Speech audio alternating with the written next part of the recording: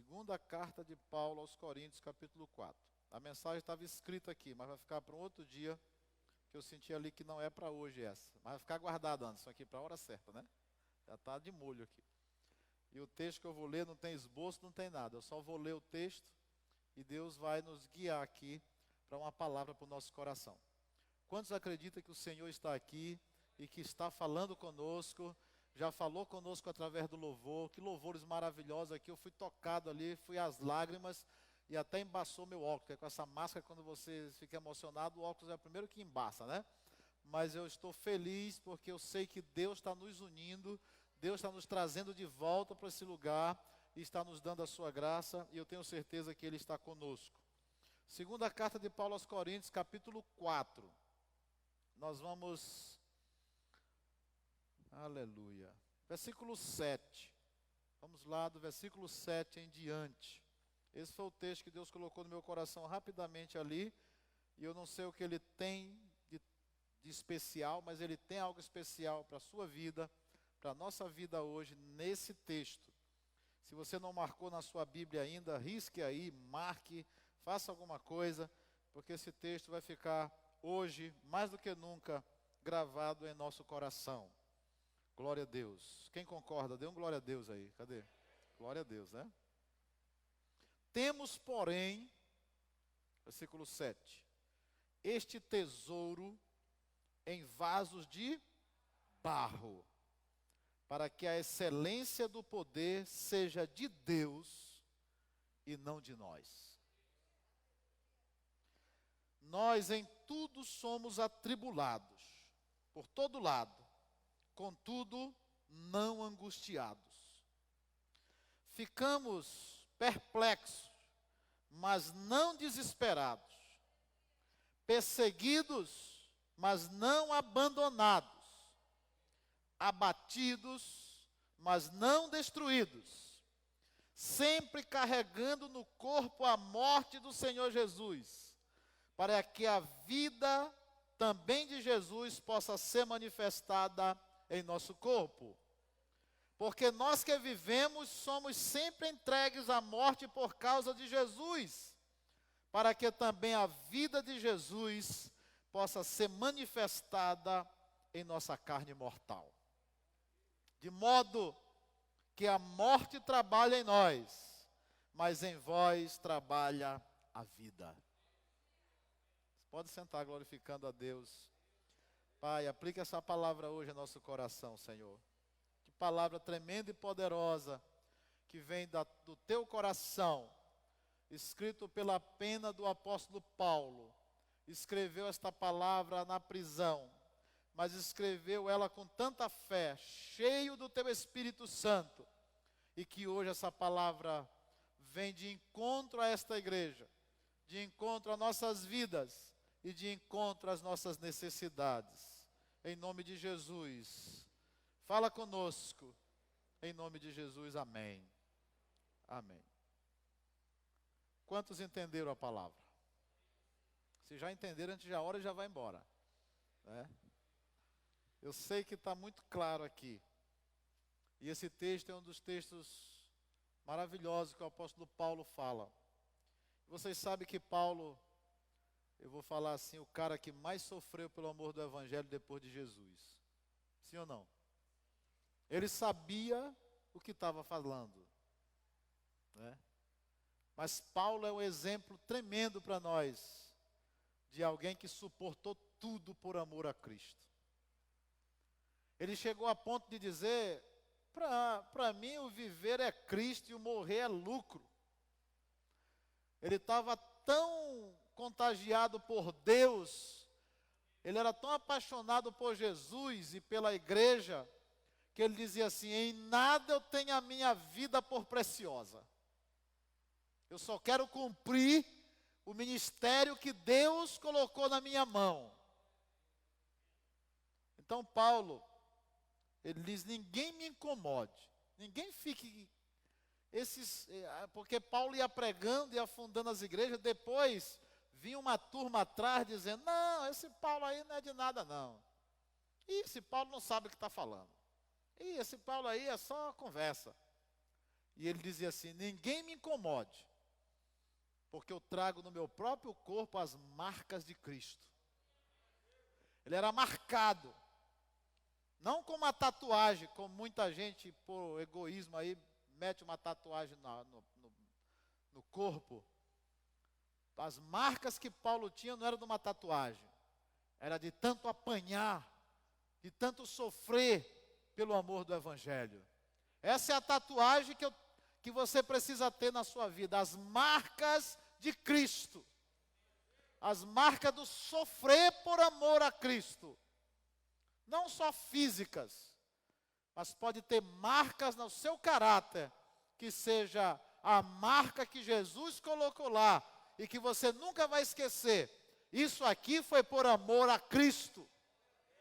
Amém, igreja?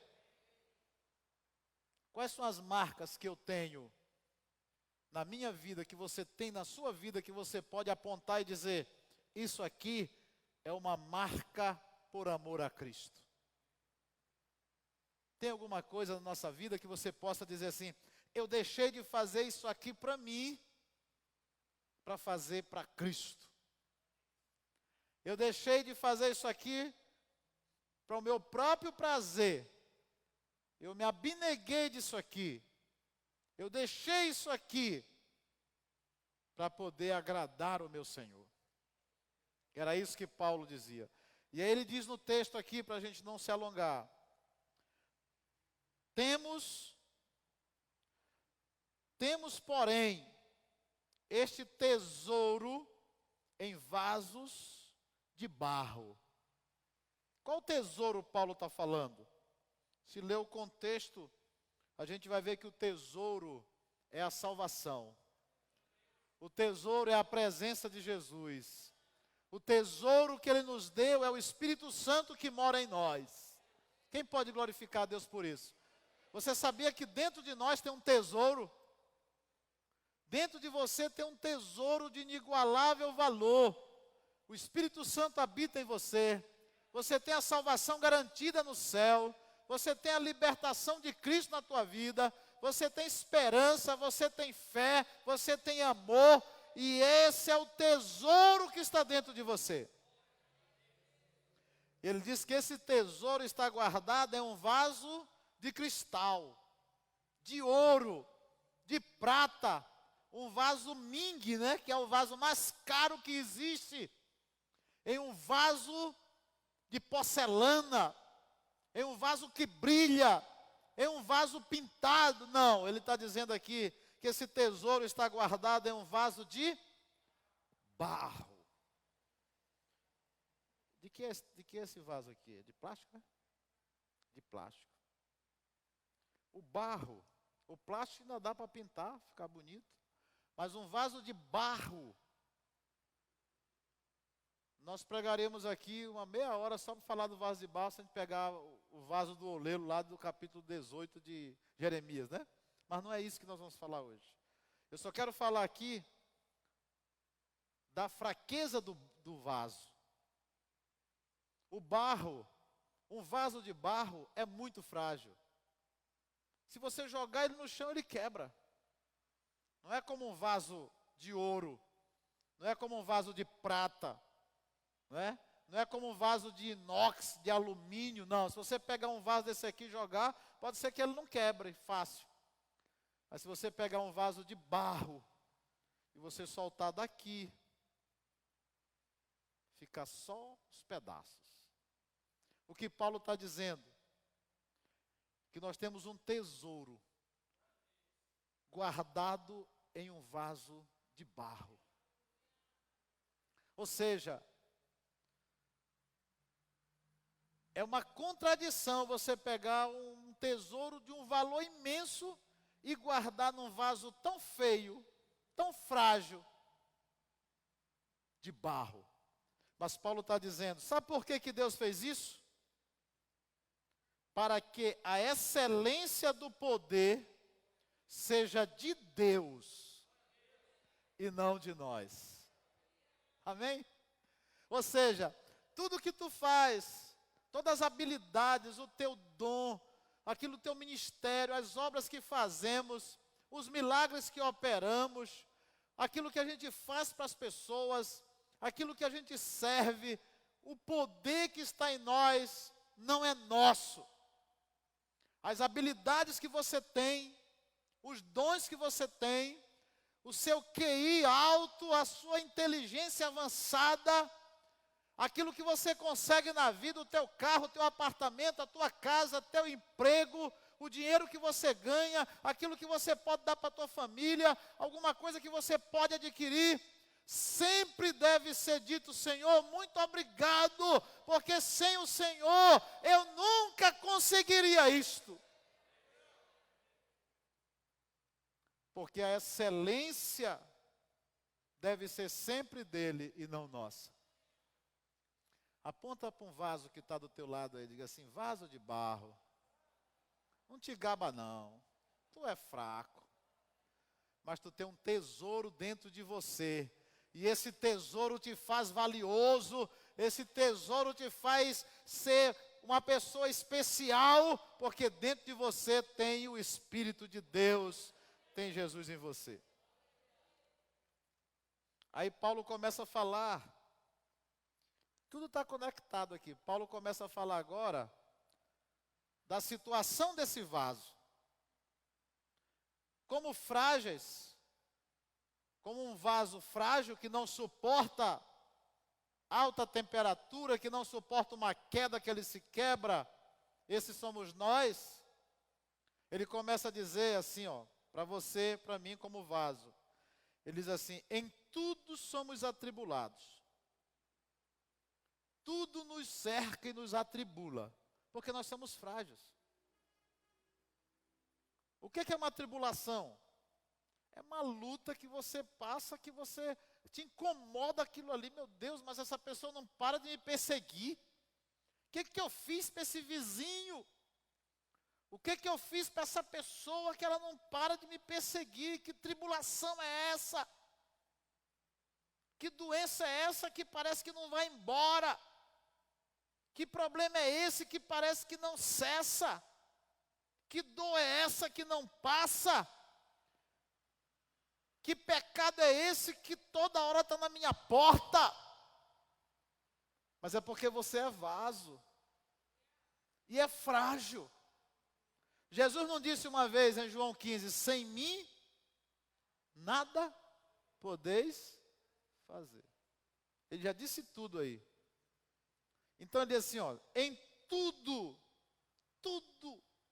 por onde nós andamos, o que fazemos. Será que tem crente que não passa por tribulação? Vocês conhecem um assim? Que diz, rapaz, eu nunca passei por uma luta. Não sei nem o que é tribulação. Eu tenho um amigo que estava dizendo que ele estava pedindo paciência, né, Josias? Mas ele não estava sabendo que o que gera paciência é a tribulação. Quanto mais você pede paciência, mais tribulação vem na tua vida. Porque a tribulação é que te faz ser paciente. E quando vem a tribulação e a gente não sabe passar por ela, ela volta de novo. Ela dá uma volta e vem de novo, porque está sendo provado. Até gerar paciência. As pessoas mais pacientes foram aquelas que foram mais atribuladas. Jó.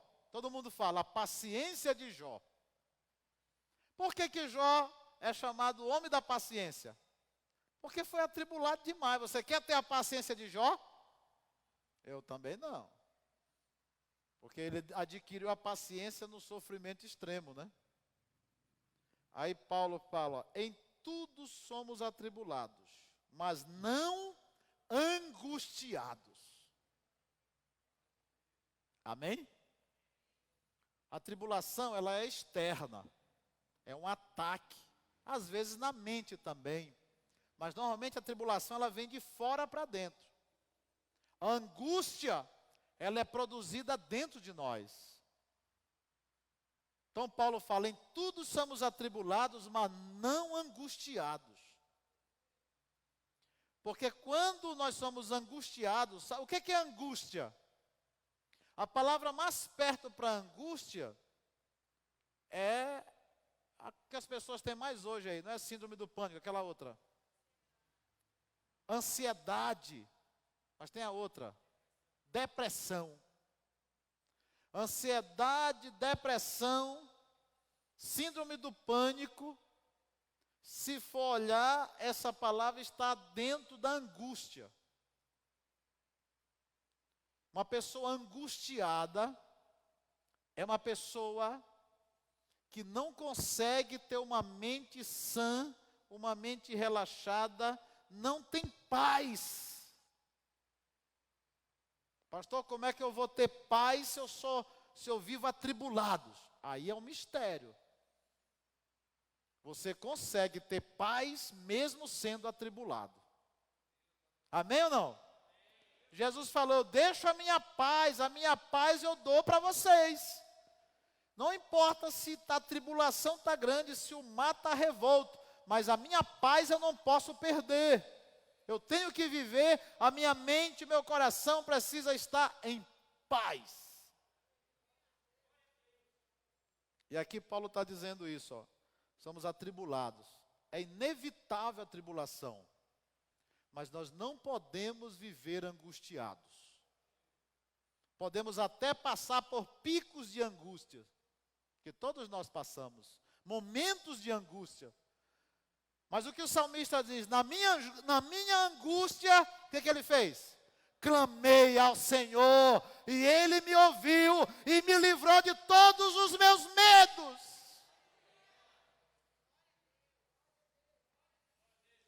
Amém? Na minha angústia clamei ao Senhor, Ele me ouviu e me livrou de todos os meus medos. É isso que estamos precisando hoje. O medo tem nos assolado. Eu disse ontem aqui para a liderança que o medo em si, o medo natural, foi Deus que colocou no nosso ser. Porque uma pessoa sem medo, ela morre fácil. Ah, não tem medo de altura, não tem medo de perigo, não tem medo de nada, enfrenta tudo, essa pessoa vai morrer logo. Então, o medo em si, ele é bom. Ele não pode se transformar em pânico. Ele não pode se transformar em pavor. Porque quando ele se transforma em pânico, em pavor, a gente nem sai de casa, na situação que estamos vivendo. Toda hora a notícia, morreu fulano, morreu ciclano, morreu não sei o quê. Meu Deus, eu vou ficar aqui dentro de uma bolha aqui, fazer um negócio, vou ficar aqui até 2025, para ver se essa pandemia acaba para poder sair de casa. Mas a Bíblia diz que o verdadeiro amor lança fora todo medo. Medo no sentido de pavor. A gente tem que se cuidar. Ter medo no sentido de usar máscara, de manter o distanciamento. De usar o álcool, não ficar muito próximo das pessoas. Esse medo tem que ter. Mas não o pavor de não fazer mais nada. Então, esse medo, esse pavor, é o que a Bíblia diz, né? Não temerás o pavor noturno, nem a seta que voa de dia, nem a mortandade que assola ao meio-dia, nem a peste que assola na escuridão. 1000 cairão ao teu lado, vai recebendo aí, e 10.000 à tua direita, mas tu não serás atingido. Se é para Jesus, aplauda com força aí, porque você não será atingido. E se for atingido, o Senhor te livra.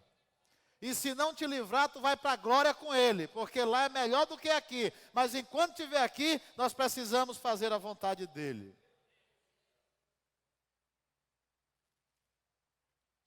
Em tudo somos atribulados, mas não angustiados. Ficamos perplexos, mas não desesperados. Perplexidade. O que é perplexidade? Ficamos admirados. Meu Deus, está acontecendo isso mesmo? Estou perplexo, estou pasmo, estou admirado. Meu Deus, como é que pode? Nós nunca vivemos o que estamos vivendo hoje. Podemos até ficar admirados e perplexos do que está acontecendo, mas nunca em desespero.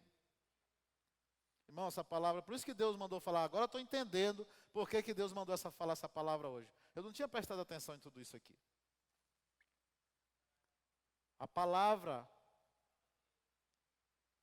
o que está nos assolando hoje é o desespero. Jesus disse que nos últimos dias os homens desmaiarão de terror, pela perplexidade do bramido do mar e das ondas. Homens desmaiando de terror na expectação das coisas que sobrevirão ao mundo, porque os poderes do céu serão abalados. Jesus falou que nos últimos tempos isso ia acontecer. Está no capítulo 20 e 21 de Lucas. Perplexidade pelo bramido do mar e das ondas. Perplexidade pelo que está acontecendo no mundo. Mas o desespero não pode entrar na mente e no coração do Filho de Deus. Você concorda com isso? Você concorda com isso, que o desespero não tem lugar na nossa vida? Pastor, mas eu estou desesperado. Então hoje à noite esse desespero vai cessar. Desespero. O que é um desespero? É um destempero emocional completo. A gente sente muito pelos que morreram, a gente sofre, a gente chora, a gente lamenta, dói, fica feridas, somos humanos. Mas desespero? Não. Desespero é total falta de crença em Deus. Se o desespero bater, você tem que clamar: Senhor, tira esse espírito de desespero da minha vida. Eu não aceito que esse espírito de desespero entre na minha vida.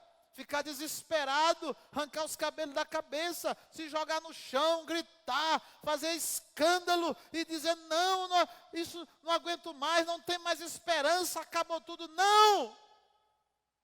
A igreja do Senhor ainda está aqui na terra.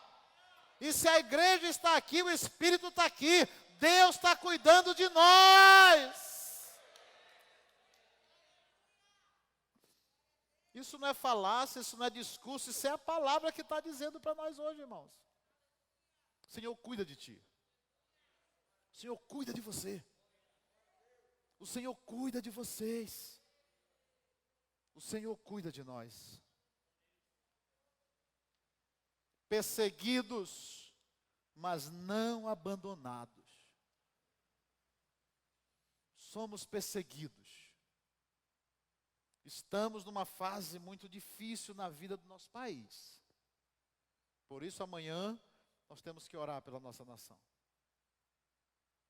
Está vindo uma grande perseguição, já começou, e ela vai aumentar. Uma grande perseguição está vindo contra a igreja do Senhor.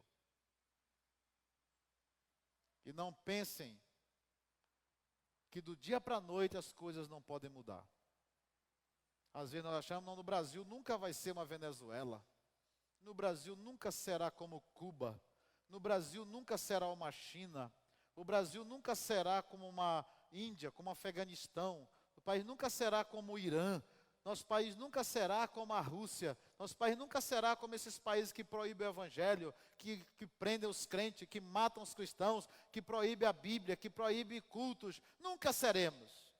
Não tenha tanta certeza. Não tenha tanta certeza. Já tem governadores perseguindo a igreja do Senhor. Em alguns estados, já tem governadores com pretexto da Covid perseguindo a igreja, mandando fechar igrejas. Pode usar outras coisas, mas a igreja não.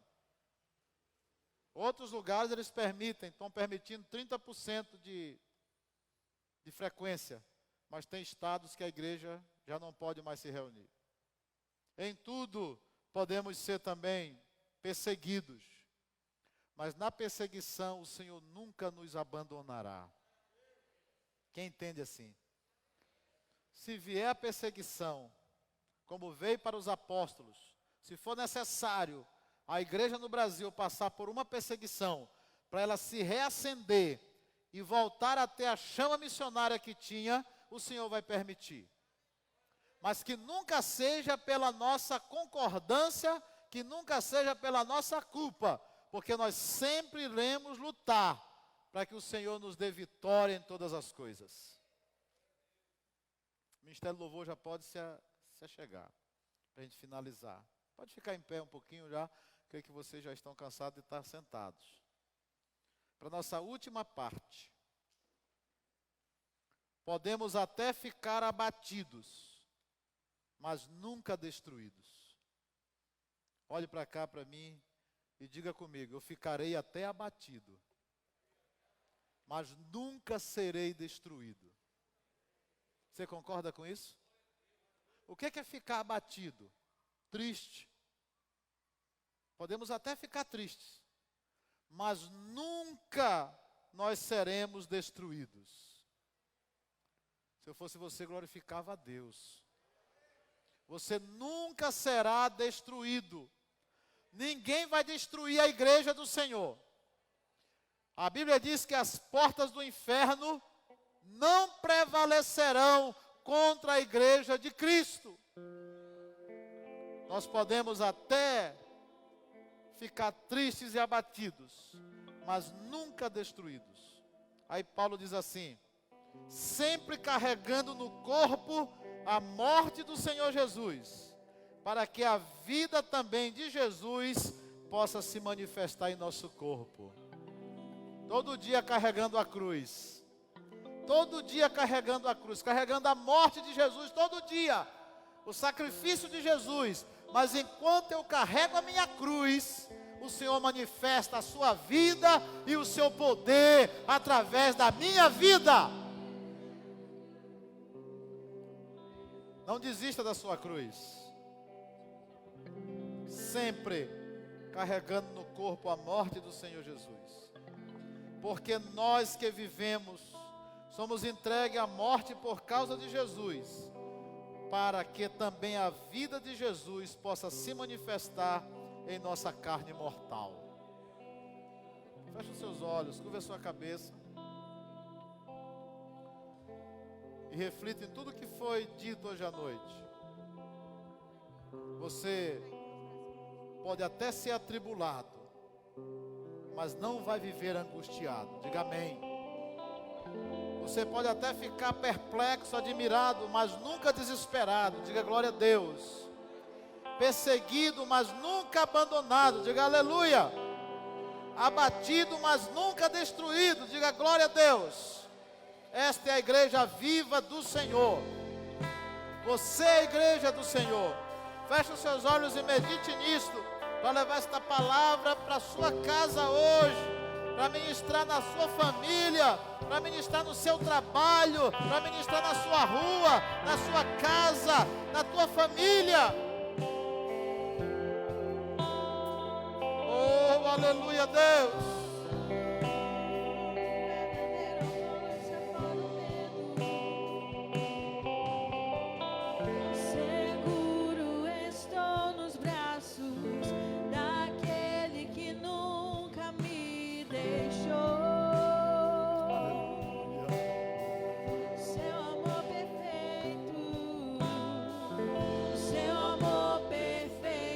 Sempre esteve repousado